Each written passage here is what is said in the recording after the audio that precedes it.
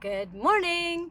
Karie Lee here from the Sacred Cedars Wilderness School, coming live to you from Wales. The first thing I wanted to talk to you about was a little bit about on episode 8, last episode, and that was about, you see Adam going out for a hike into the back part of his site, and Adam and I have very similar sites, and mine was next door, and I too was trying to get to this river that he found.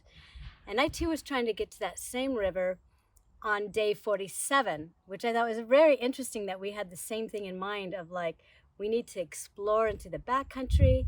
And I knew about this river, and I knew that if I could get there, there's probably going to be an abundance of fish there. I tried to get there on day number 2, but I was sick with the flu. I didn't get very far. I was carrying a huge camera, and for some reason I had the first aid kit, and I misunderstood all the rules. I had this huge pack on me.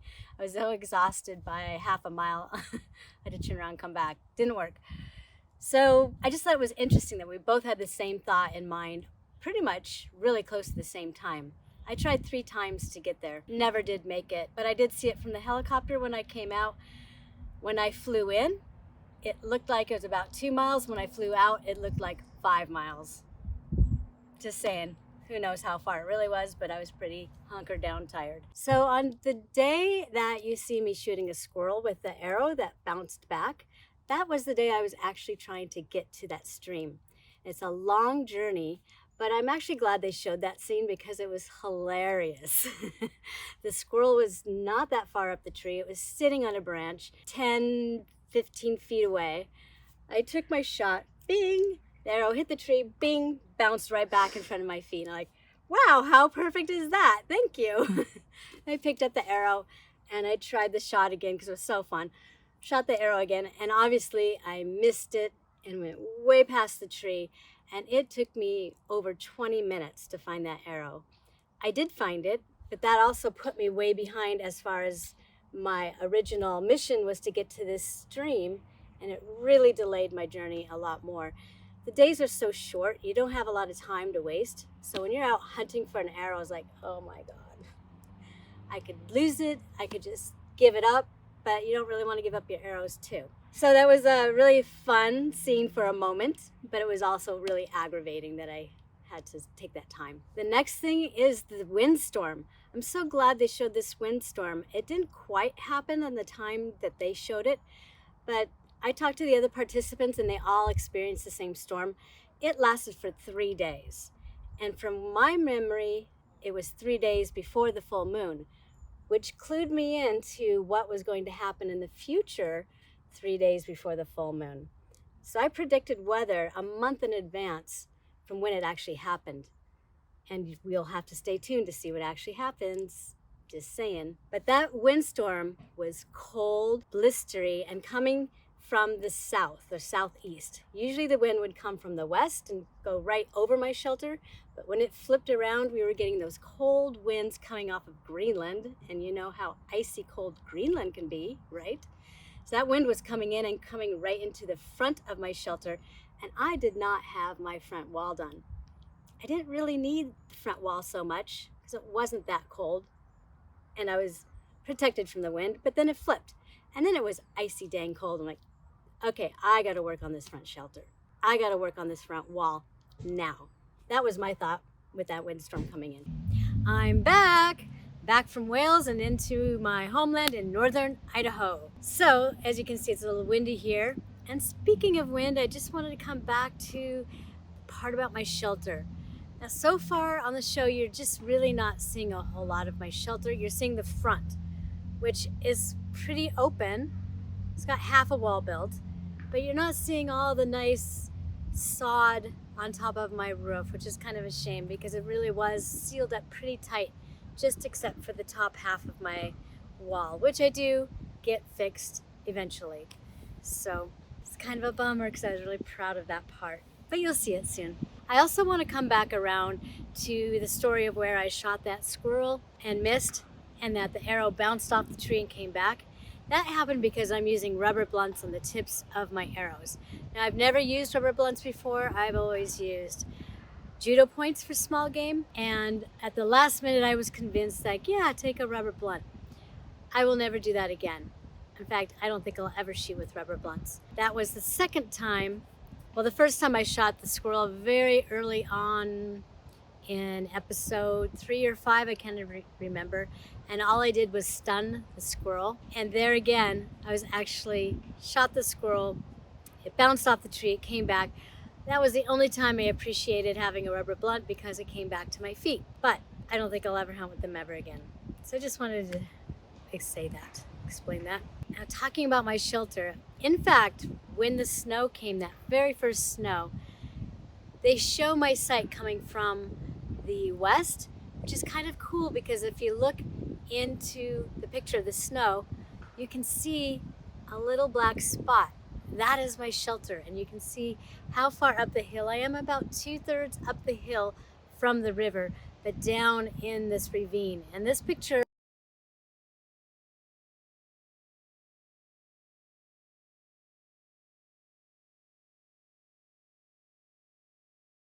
I have all those willow trees and alder trees coming up from the river. So that was brilliant. I really liked that shot. Now, my conversation about miscarriage. Now that was a pretty big night for me. This conversation all had to do around rites of passage. So there was a big story I was telling, and they shared the part about the miscarriage, which was right in the middle of my story. And what I'd been doing is, just for pure fun, I was counting down the days. So every morning I had to say, oh, this is day number 24, this is day number 25, blah, blah, blah. And around day 37, I started making up stories about each little number, some kind of little factoid. Some of it's true, some I made up. Day 37, my favorite number, it was a prime number, blah, blah, blah. But day 52 is a good number because, one, it's the number of cards in the deck of cards, but it's 4 cycles of 13 years that a woman goes through. So the first 13 years is your childhood. The second 13 years is adolescence. And then you have young adulthood, and then you have older adulthood. And so at 52 is a number that a lot of indigenous cultures mark as your time to go into elderhood or grandmotherhood. So when I turned 52, I was in Costa Rica and had my rites of passage. I actually cried the whole time. I cried because I was not ready. I was like, I'm not that old. I don't feel that old. I'm not ready to step into grandmotherhood or elderhood for that matter. And so it was really emotional for me, and it was a nice ceremony, but I resisted it. I just totally resisted coming into that part of my adulthood. So the story about my miscarriage, that was really my rites of passage into motherhood. And I got a lot of very, very dear messages on social media, and thank you. I really appreciate the concern, and I just have to say that I do not grieve my son who's in the spirit world. I dealt with that grievance very early on, and it was really helpful. And I realized that instead of spending 18, 20 years raising a child, I was able to step into who I am and what I'm here on this earth to do. On the other hand, I believe that those loved ones that leave you in life are there with you always. If you have ever lost a loved one, you may have had this experience of feeling a presence of them around you at a certain point of time. And I feel my presence of my son around me at different times throughout my life. And I know that he's there for me. He's watching over me, and maybe he's my guardian angel, I don't know. But I don't grieve his loss because I feel that presence of him with me all the time. So thank you for all those grievances, and I really appreciate that. And I'm sorry for you women who have experienced the same thing. It's tough. It's not easy. It is tough. And just want to say thank you, and my prayers out for you who have gone through the same thing. And just know that your loved one is with you too. So the other part of that story was towards the end. I was talking about to know how to die is to know how to live, which is really came from a dream that I had that night. So there was a little bit of cross editing, and it made it look like the death and rebirth all has to do with the rites of passage. Didn't necessarily have to do with the death of my son and the miscarriage, but it was this overall conversation I was having about rites of passage. So the message that came out of that dream was to know how to die is to know how to live. In other words, it seems a little backwards. I think I said, at some point I said, to know how to live is to know how to die. But it's really the other way around. If you can accept death and be okay with it and be ready to die in a good way, not saying you always have a choice, you might be in a car accident. That's not really what I'm talking about. If you do your personal work, you may be in a place where you're not afraid to die. You don't want it to happen, but it may happen at some point. It's going to happen at some point. So it was more about dying in a good way so that you can be free and to live in a good way. And that was really what that statement was about. Little out of context, but I just want to share that with you because there was really a huge meaning in those words. And like I said, it came from this very, very profound dream that I had that night of day 52 to day 53. So out of this profound dream that I had, the first point about being life and death, the second part was about that message that came out of that dream went something like this. To be proud of who you are, to be proud of what you've done so far, to be humble about it, and to practice the art of humility. So when I got up and got dressed, I imagined myself putting on different clothes, and I said, I am proud of who I am. I am proud of what I've done so far. I am humble about it, and I'm practicing the art of humility. And up to this point, now I could laugh at myself for having black teeth. Like, I didn't really care at this point. I really cared before this point, but now I don't care. And I don't care if I miss a squirrel shot. I was able to laugh at myself.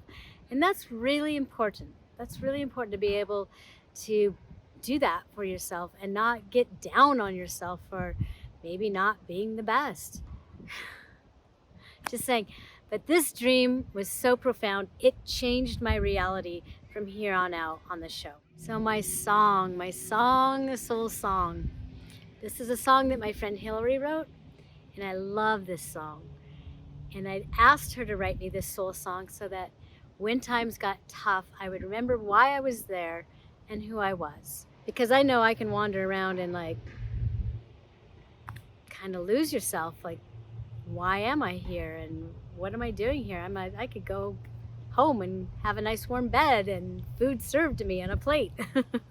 Well, maybe not at home, but you know what I mean. But I sang this song a lot. I sang it a lot and I loved the song. It's a beautiful song. I hummed it all the time. And it just really helped me ground out. It helped me to be in my place, and I could just sing it and sing it. The vocables, the hey and a hey part, the vocables just had a vibration. It was just so melodic. It's just kind of like dancing on the wind. That's what I'm feeling right now. And I just really appreciated that song. And I just love that they added the drum beat to it, because that song was meant to be sung with a drum. So that was brilliant editing, I just have to say, that they did that for me. And thank you, thank you, thank you. I loved it. So I also wanted to talk about the split fingers. Now that is painful, and it happened pretty early on. First finger happened on was right here, right on that edge. And that sometimes happens. We all get little split fingers, but these were deep. Like, I was amazed how deep that they could be and not bleed. It was gross.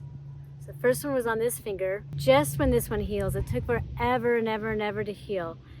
And once that one healed, then I got another one on my thumb on the side, as you can see in the picture. And it was deep as well. I went just as deep. It's like, oh, come on, please, please, please. And then shortly after that, and maybe even at the time they were showing my fingers, I also had a split right in the middle of my thumb pad. That was painful because I needed these 3 fingers to do trapping line in order to twist the line right there and right here, side of the fingers, the thumb pads. It was horrible and super painful, and especially when it's cold, you gotta take your hands out of the mitts and work really fast. And I would try to use different parts of my fingers, and at the same time I was afraid of getting them infected. So at night I would wash my hands in the black spruce tea that I made because black spruce is antiseptic. So this would clean my hands and make sure they didn't get infected. Of course, we do have a first aid kit, but that first aid kit, the fingertip band-aids, I think there was like 2 of them in the whole pack. And I thought, well, I could use these if these got really, really bad. I mean, they are really, really bad. But at the same time, like, what if I cut myself and I really, really need a band-aid and I don't have them? So I was trying not to use them. And to be honest, how long is a band-aid gonna stay on your finger? I mean, these were split for weeks. It wasn't just a cut you got for the day and it healed up in a couple of days. They lasted for probably 3 weeks each, maybe even longer. That was painful. That was definitely painful. And when it's cold like that, I was definitely getting tired of setting traps. And I could only do like 5 a day because they take a while and my fingers would just hurt like, okay, I'm done for the day and I'll do 5 more tomorrow. That's the best you can do. But now you can't even tell. I have normal thumbs and fingers. So with that, that's all I have to report for episode 8 of season 9 alone. And I invite you to stay tuned because winter's coming. So I hope you like my YouTube page and we'll see you really soon. Ciao for now.